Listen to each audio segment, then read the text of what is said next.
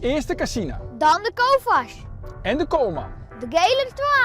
Dan de Oudstrong. En hij staat. En ik sta ook. Het is ongekend. En dan is hij 16,533. Het is ongelooflijk. Hij staat 1. Hij staat 1. Dit wie al hier in 2012. Oh, inderdaad, hier ben ik geboren. Echt weer? Ja, Intussen is Epke echt al lang ophouden met turnen. wat doet er nou eigenlijk? Hij werkt in het ziekenhuis. Oh, en daarom gaan we nou op zoek naar de topper van het tackle.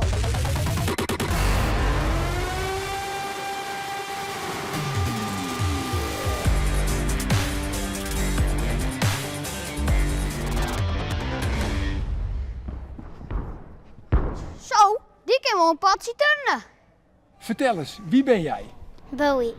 Ik ben 10 jaar en ik woon in Leeuwarden. En hoe vaak train je dan in de week? 6 keer. Op maandag, dinsdag, woensdag, donderdag en vrijdag 3,5. En op zondag 4. Maar hoe goed ben je dan wel niet? Heel goed. En wat heb je allemaal eens een keer gewonnen? Heel veel teammedailles van eerste en tweede. En wat zou je nog heel graag een keer willen winnen? Gouden eerste beker op het WK turnen. En wie is dan jouw grote voorbeeld? Epke Zonderland. Moet je eens kijken wie er achter je staat. Epke! Epke Zonderland is Ben op een lemmer en de allerbeste turner die het Nederland eeuwen had. Er is net een turner te vinden die het zoveel vluchtelementen achter elkaar uitvieren kan. Hij wordt dan ook wel de Flying Dutchman neemt, of de Leeuw van de Lemmer, of Epke Wonderland. Zijn favoriete onderdeel is de rekstok. Op dit koningsnoemer werd hij maar liefst 3 keer Europees kampioen en 3 keer is hij de allerbeste van de wereld. Boven dat had Epke ook nog 4 keer meegedaan aan de Olympische Spelen. Mooi als ultieme hichtepunt de gouden medaille in Londen. Tjinwurg is Epke Dr. Epke. En had hij ook weer een nieuwe bijnaam. Epke, de Flying Doctor. Epke, die Olympische oefening in Londen, wie dat misschien wel die allerbeste oefening ooit? Nou, het was de meest spectaculaire oefening ooit. Ja, ik heb een Perilette nog op een WK een orenoefening dien. Dat ding net 3 vluchten met een achterkeur, maar eerst 2 en nog eens 2. Ja, die wie wel heel netjes. Dus eigenlijk wie die misschien nog wel beter. Maar ik ben het meest trots op die van Londen. En hier staat ik gelijk in de gaten? Ja. Ik moest die oefening gewoon terugkomen en toen die landing ik nog stong, inderdaad zonder pasje, toen dacht ik, nou, dit kan wel eens, dit moet wel een medaille wezen. Ja, want Ian Hupke erbij en dan zit je net op het podium. Nee, een goede hub, dan wie het ook kleer wist. Dus het gaat om een hele lietse ding. Dus ik wist net of het welke kleur het zou worden, maar ik dacht wel van, nou, dit moet wel een medaille opleveren, ja. En wist u die score nog uit te hollen? Zal ik eens even een poging weeg je? 16,4 treien? Zo. Ja? Hij staat 1. Met 16,533. Waar denkst u aan tijdens die oefening? Ja, alleen maar aan mijn oefening. Want als ik aan andere dingen denk, dan gaat het vaak fout. Dus dat probeerde ik altijd. Om hele tijd mijn oefening eigenlijk van tevoren al terug te nemen in mijn rollen. Maar zeker tijdens de oefening wil ik gewoon denken aan wat ik op dat moment doe. En hingen ze toen nou nog wel eens onder rekstok? Nou, net zo vaak meer. Ik hing hier vaker aan de BIM dan aan de rekstok. Aan de BIM? Ja, een beetje krachttraining, hè? Dat doe ik nog wel. Ben je in de tuin? Ja, dus ik ben nog wel een beetje fit aan het bloeien, maar de rekstok zelf, nee, dat is alweer een Pim en Lien. Misschien een Jelly Lien of zo. Ja. En hoeveel vluchtelementen is nou naar mooi zien? Nou nog? Ja. Nou, ik denk dat ik van de fjouwer die ik dus in mijn oefening hier, dat ik een 2 misschien nog wel ken. Dat wie een Jelly Lien, koe ik dat nog. Dus ik denk dat als ik een goede dag heb, dat het nog moet lukken. En welke 2 binnen het dan? De Kovacs en de Koolman. En die oren, die binnen mij gekromme benen. En die oren binnen mij gestrekte benen. Dus dan moest ik volle hurden kunnen inzetten. En daarom is dat wel wat te lastig, denk ik. Maar met kromme benen dan lukt het misschien nog wel.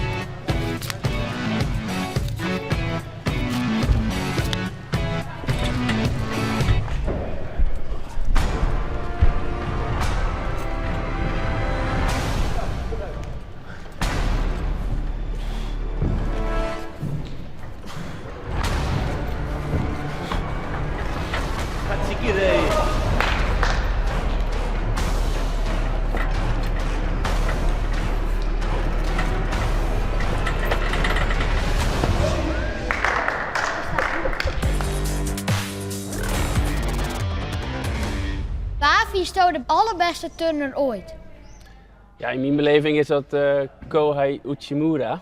Dat is een Japanse turner. Ja, die is meervoudige wereldkampioen, olympisch kampioen op de meerkamp. Dus die ding echt alle toestanden heel goed. En inderdaad, ik alle losse tasstand waar hij de kampioen op is. Dus in mijn beleving is dat de beste turner ooit misschien wel. Ja. Ben je wel zenuwachtig? Altijd. Ja, zelfs toen ik die Olympische titel op zak had, tot aan mijn laatste wedstrijd, dacht ik, jee, maar ben ik nog steeds zo zenuwachtig. En dan was het elke keer een uitdaging om het onder controle te houden. Maar als dat lukt, dan sta je meestal ook wel op scherp. Dus eigenlijk is het niet eens zo heel erg dat je zenuwachtig bent. Als je het maar een beetje onder controle houdt, dan kan het je misschien wel helpen. Ja, Ben jij wel eens zenuwachtig, Bo? heel vaak. En wat doe je dan? Ga ik inademen en uitademen en dan kom ik weer tot rust. Dat is een goede oefening. En hoe vaak bist u dan tijdens de training van de rekstok van? Zo vaak, dat weet ik net iets meer. Ja. Maar daarom hebben we zo'n mooie zachte mat eronder. Dus op de wedstrijd is het een harde mat, maar op de training dan hier ik altijd wel een zachte mat. Dus dan mijt ik wel vallen. Dus dat is meestal geen probleem. Ja, en dan nou een vraag van Berend uit onverwachte hoek. Hast u wel eens met Timmer in heel goed op die Thomas Slime? Oh ja, wie net? Ja, zeker. Ik probeer altijd wel een beetje te klussen thuis, maar dat gaat net altijd goed. Het is weer z'n vier, de nieuwe rubriek van Berend. Berend heeft 3 keuzes voor jou. Een elektrische of een gewone tussenwasser? Ja, toch maar een elektrische. Een serieuze vraag of een ondogense vraag? Ja, een ondogene is toch wel leukst. En hij staat of hij staat niet? Ja, hij staat wel. Ja. Dat is zeker de ondogense vraag. Ja. En hij staat, ik staat, het is ongekend. Epke Zonderland heeft hier de oefening van de leven geturnd. 16,533. Het is ongelooflijk. Hij staat 1. Hij staat 1. Bravo Epke. Epke, dat is natuurlijk Olympisch kampioen en dat is vanzelfs voortreffelijk. Uitmuntend. Magistraal. Maar nou wil Bowie echt heel graag een keer Olympisch kampioen worden. Hast u misschien nog een tip voor Bowie? Een tip die vierde geen hier weer. Echt niemand. Wat belangrijk is, dat je eigenlijk altijd positief blijft. En ook al zit je in een rotsituatie, je kan altijd er iets van maken. En dat is wel eens heel lastig, dat vergeten mensen wel eens. Dat je als je een blessure hebt, dat je denkt, nou ja, laat me even gaan. Over een maand dan is je blessure klaar en dan ga ik wel eens weer eens wat doen. Maar ja, gebruik ook die periode om het beste uit te halen. Is er nog wat waar jij heel graag wat beter in wil worden? Stalder. Wat is stalder? Dat is dat je soort van aan de rekstok vasthoudt en dat je dan je benen gespreid. Onder ga je invouwen en dan ga je er zo overheen. Zou Bowie daarmee helpen kunnen? Ja, ik denk het wel. En wat vind je nou lastig van de stalder? Nou, ik kom er soms niet overheen of dan Oh ja. de lijn is niet goed. Ja, dan ga je weer terug, zeg maar. Dus je hebt eigenlijk te weinig snelheid om de stalder over de rekstok heen te krijgen.